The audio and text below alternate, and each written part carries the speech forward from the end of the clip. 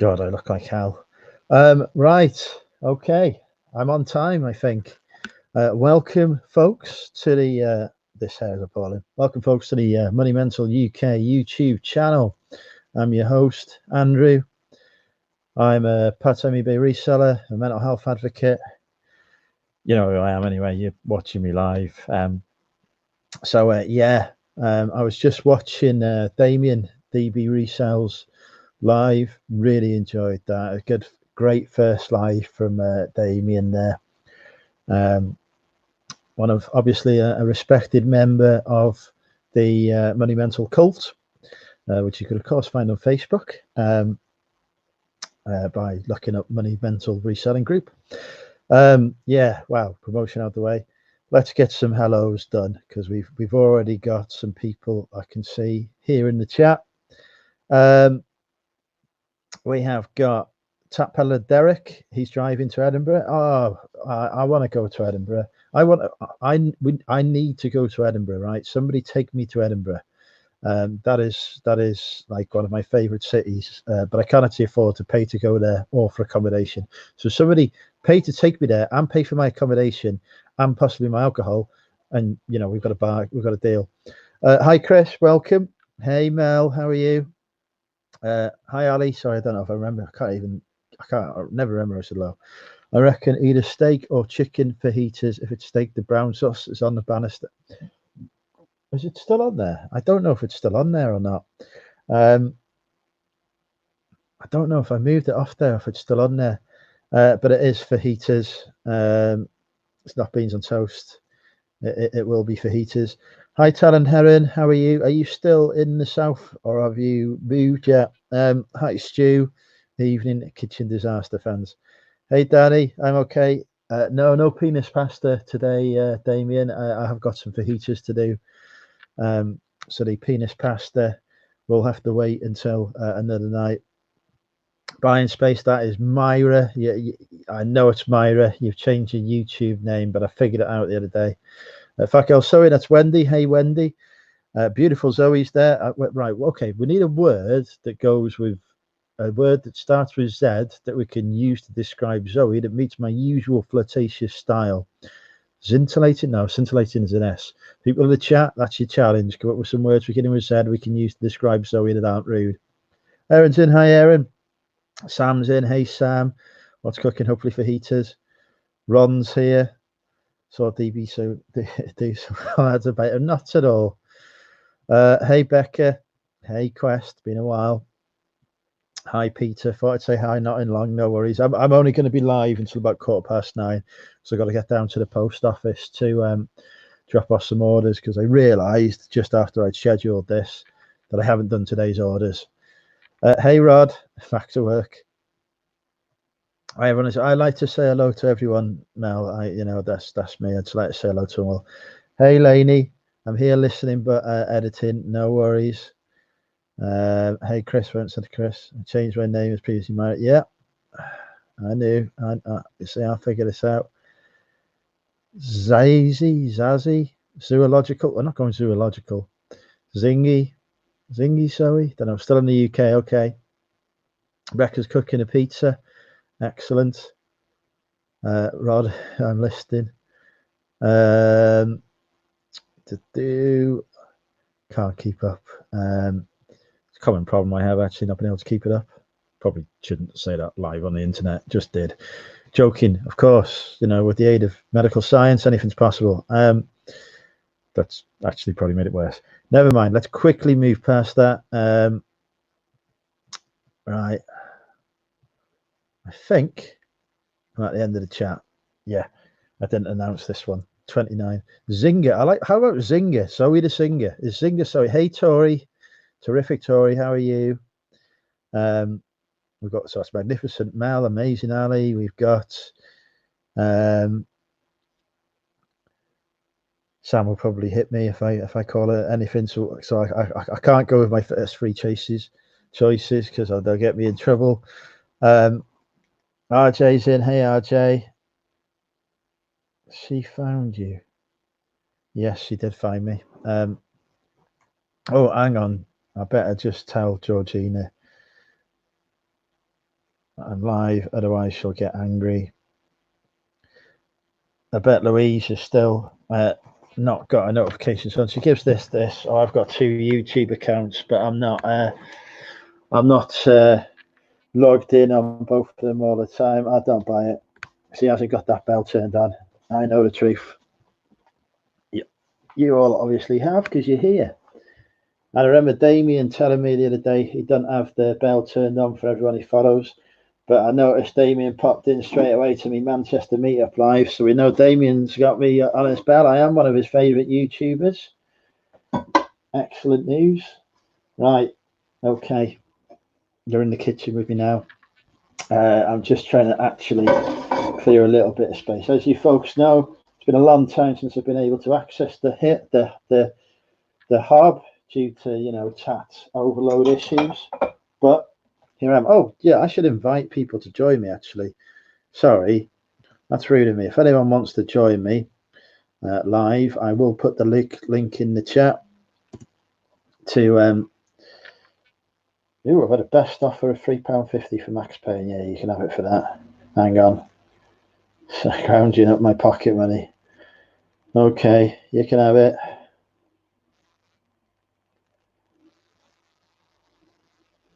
Especially when you see the £4 international shipping cost that you're going to pay. You can actually see what you're cooking this time instead of sealing.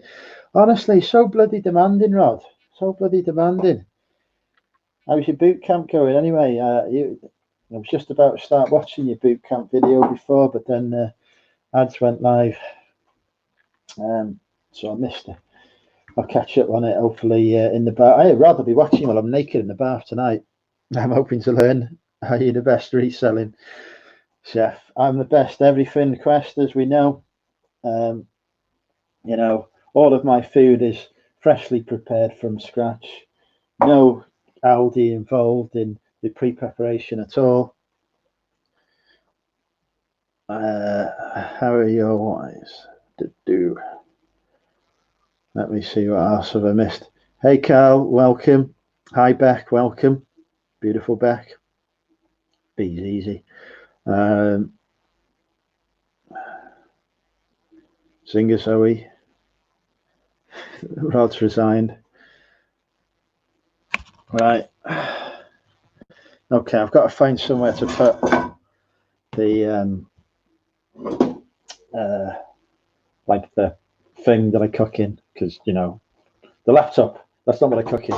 Never mind. Rod is flanked by they tried to get me in this bloody boot camp thing as well, Myra, but I refused. I'm not bloody suicidal. I came up with the perfectly acceptable excuse in my mind that between talking to beautiful women and working full time, I had very little time to spare for anything else. Found a debobbler on my hob, as you do. And fortunately, they actually bought that. Boom, live sale. £8 for a Max Payne on PC. There's Drew. I never missed Drew. When did Drew pop in? I can't see Drew.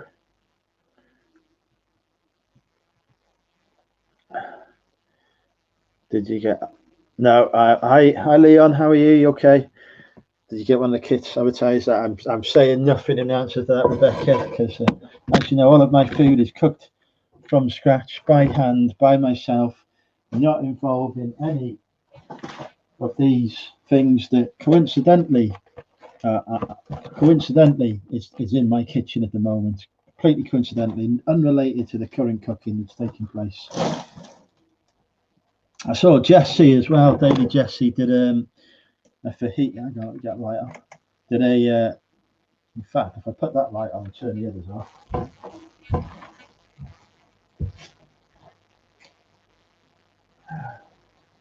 Ow! Christ.